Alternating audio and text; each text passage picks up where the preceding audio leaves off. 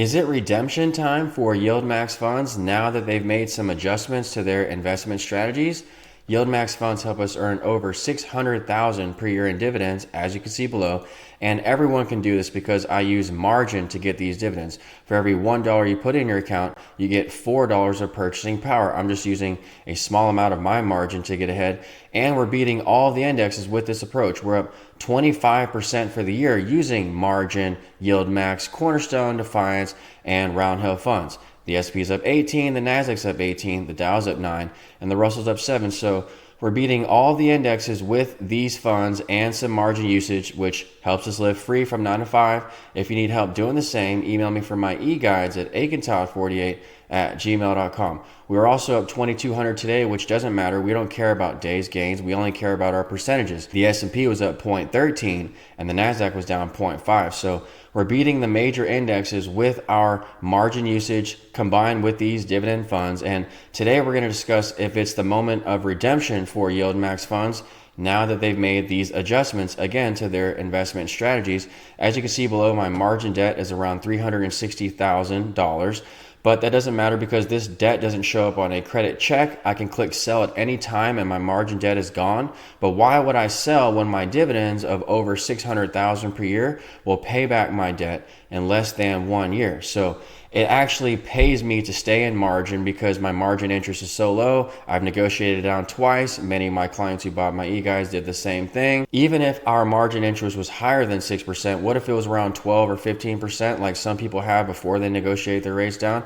Well, we're still getting an arbitrage opportunity with these dividend funds because we're earning anywhere from 20 to 70% yields from these dividend funds. So even if you don't negotiate your rates down, you're going to get ahead with these dividend funds, and then your account is going to grow by that equivalent amount. So my account will grow by $600,000 by the end of the year. My account will go from $800 to $1.4 million in a perfect world, and my debt will be plus $300 in cash, roughly speaking, at the end of the year. So that's the greatest thing about margin. When you pay down your margin debt with dividends, your account grows by the equivalent amount and your debt then goes away. So I always try to get my debt down to zero, but then once I get it paid down, I try to bring it back up to modest levels because I always want to keep pushing it and getting ahead with margin leverage. But the key to using margin and Yieldmax funds is staying indexed and of course watching the charts. As you can see here, the Nasdaq is at a crucial point here and had a pullback today to the 50-day moving average, this blue line. I alerted all of my members today in my live to be buying this pullback here, and what we're going to do is we're going to be buying this pullback, but we're also hedging ourselves and straddling ourselves because we're so close to support. So I have all of my shorts on just in case we break this 200-day moving average. But if we go higher, we really stand to benefit because we earn over $600,000 per year in dividends and we correlate to the day's gain. So if we have a market gain of being up 1%, we're going to be up 1% because again, we correlate almost perfectly with the indexes. Again, the S&P was up 0.13, we were up 0.18. And with over $1 million invested, you would think that this number would be much more erratic. You would think that we would see much more erosion and much more risk thanks to margin, but we're not because we stay largely indexed with margin. So for every $1 you put in your account, you get $4 of purchasing power. Remember, everyone is granted this power to them in their brokerage account. So I just use a small amount of that margin purchasing power to get ahead. So we're looking at the Nasdaq because Yieldmax is largely in the Nasdaq. And so we had this pullback to the 50-day moving average. And yes, Yieldmax made some changes to its fund, but first we need to look at the overall macro picture of the economy. How is our unemployment, for example? Unemployment is strong. 70% of GDP is consumer driven, so we should keep consuming, which keeps GDP strong. Also, the EPS for S&P 500 and Nasdaq companies should keep growing because they can either push sales like they're doing now. We're in the middle of an AI boom, so sales and earnings are growing at double-digit rates. But even if we couldn't push sales, which I expect for the next 5 to 10 years, at least with this AI boom, this industrial revolution of sorts with AI, well then they can engineer their earnings with dividends and share buybacks. So I'm never worried about the S&P, Nasdaq, and Dow Jones growing over time because the indexes will always win over time. We just have to take care of our downside and then the upside will take care of itself. So when it comes to put options, we always have our insurance on because we have this margin leverage. So we always keep put options on for insurance, and they were up almost 2,000% during the recent crash. If you need help insuring your portfolio like I do with put options, that's in my Volume 5 e-guide. We also have these staple stocks that I listed in the last video, okay? Going up to the top here, you can just see, let's just go to our stock section of the portfolio, the defensive section here of my portfolio, and you can see that all these other staple stocks have been on a tear for us, okay? I mean, yes, a couple of these staple stocks are down, like Lamb Weston and Estee Lauder. Estee Lauder were down 18 and Lamb Weston were down 7, but most of the other solid defensive names, the consumer non-cyclical names that move up when tech is down, have been really killing it for us. So these stocks of mine are fully diversified, but I have about 100,000 in staples and defensive stocks alone that help insure my portfolio when the market falls. So you'll see these stocks fall a lot less than the market on down days and even be up on down days. For example, today Procter & Gamble was up 2% when the Nasdaq was down 0.5%. So look down the line on this right-hand column with all of our staples names, okay? SPXU, we expect that to be down. Tesla, we expect that to be down. We're not talking about Tesla or BHP, which is metals, or Nike, which is consumer cyclical. Great stock, by the way, that's really cheap. That's why I own it. We're talking about staples in this section. So Diageo, Church & Dwight, Constellation Brands up 3, Hormel up 6 for me, Kraft Heinz up 10. I mean, these go down the line. You can see Mondelez up 15, Pepsi up 9, Walmart up 17%. I know this is getting old, but if you keep scrolling down, it just never ends. I mean, we have Kenvue up 28%. I believe in Dollar Tree and Dollar General as well because they're in the indexes. I live and die with the indexes. But going on down the line, once again, Dr. Pepper 14%, Campbell's 13%, Conagra 14%, Johnson & Johnson 14%, General Mills. These are all the staples that people never stop buying when the economy slows down. So we have these names, okay? SLG 68% gain, that's real estate. But we have these gains in our staples names which act as a defensive buffer to our account when the market is falling. And then we also have our put options on just in case the market goes below a 20% correction, okay? Because here, when you're using margin in your account, you have to have high available withdrawal. So yes, for every $1 you put in, you get $4 of purchasing power, but you don't want to use too much of that because your available withdrawal has to stay high. I can withstand over 20% corrections in my account before reaching a margin call. And if we go beyond a 20% correction in the span of a month or so, then my put options that I have on will make us more money than we lost in the event of a crash. If we have a 30% correction over the course of a year, well, then we'll outperform just like we did in 2022 because Cornerstone helps dollar cost average for us at the lows. If you don't know what Cornerstone is a 4-star fund, as you can see below, and it goes upward, left, or right on its chart on Morningstar. But if you look at a chart of it on E-Trade, you'll see it goes sideways to down. That's because you have to factor back in dividends, drips, and rights offerings. And if you need help playing Cornerstone, that's in my Volume 4 e-guide. Don't pass up Cornerstone just because it's not a Yieldmax fund. Cornerstone's 21% dividend drips at the bottom for 15% gains every month. If we go to the Cornerstone premiums here, we can see we have a 16% premium right now to the NAV with Cornerstone. So this 21% dividend that Cornerstone has every year drips it down at the bottom for 16% gains right now every month. So that's free money we get with Cornerstone. And Cornerstone didn't really pull back during the recent correction, okay? The Nasdaq and the S&P pulled back pretty good, but Cornerstone did not, as you can see here by its 1-year chart. So Cornerstone is a great vehicle to build your wealth, but remember, play that properly around its rights offerings. Many closed-end funds have rights offerings. Cornerstone is no different. When you buy my e-guide, you get free access to Discord for life, where we alert you of the Cornerstone rights offering announcement.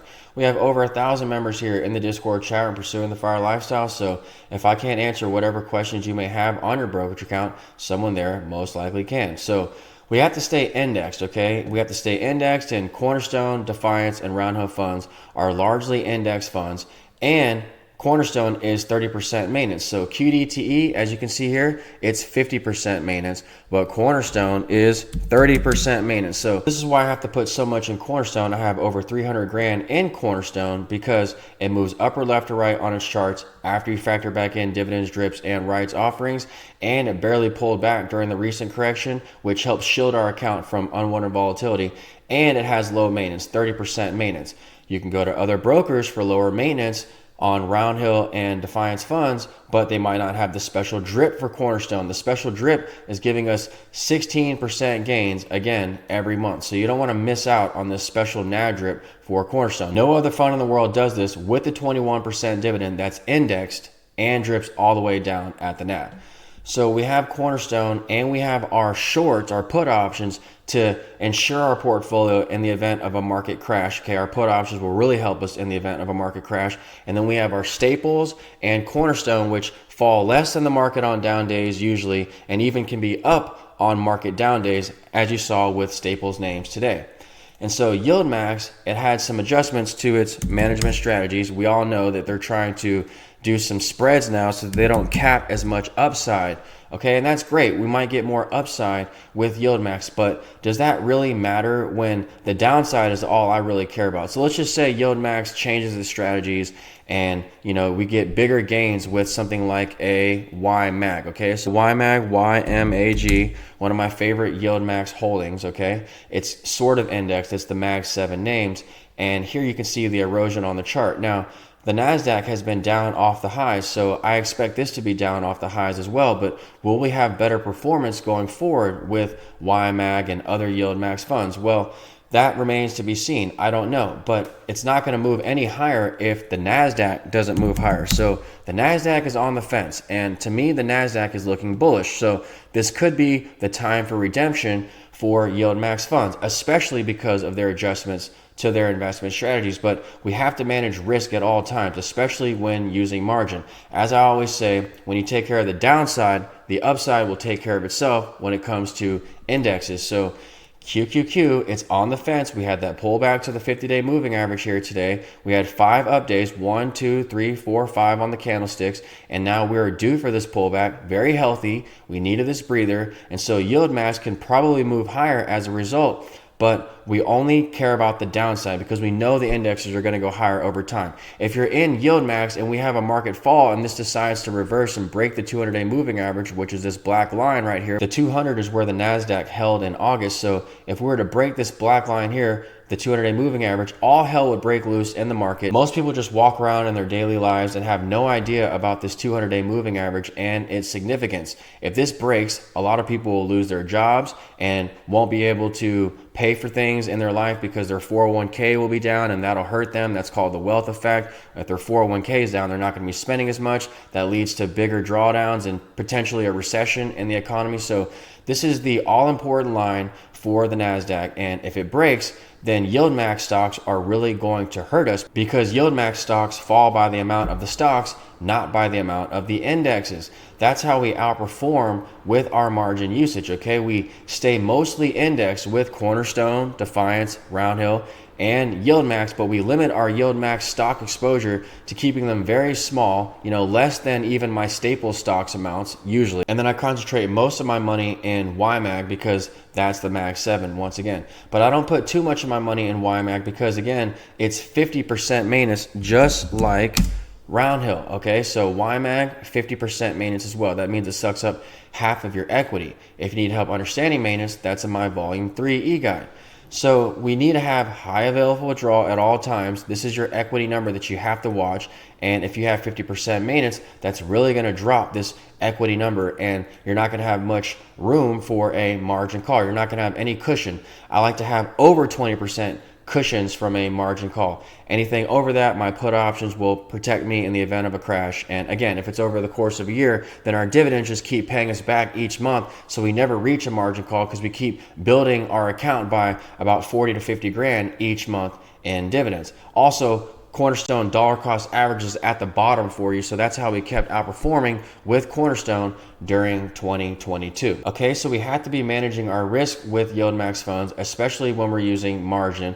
And I don't really care if they made these adjustments because even if they can go higher and they don't cap their upside as much, again, the downside risks are still very real. That's why I choose to sell puts on Yieldmax funds as well. NVIDIA, I sold a put on that, $25 strike, but we received $665, so that knocked our margin down by $1,200, and it knocked our cost position to the teens, which is much lower than NVIDIA is right now. Same for Coney, same for Misty. We sell these options on our Yieldmax funds to lower our risk, lower our maintenance, and lower our margin debt. Okay, I've used these options here that I sell. I've sold about 50K worth in premiums and options that lowered my margin debt by about 50K. If you need help selling options like I do, that's in my volume 6 e-guide. As you can see in this far right column, it shows that we're down in some of our options. That's not true because you have to take the strike price minus the premiums, and then you get your true cost basis. So if we were to get assigned in any of these options right now, we would actually be up in our cost basis. That's why we're not going to get early assignment with our options. So when I'm playing Yieldmax, I like to mitigate my risk with index funds, with put options, with staple stocks,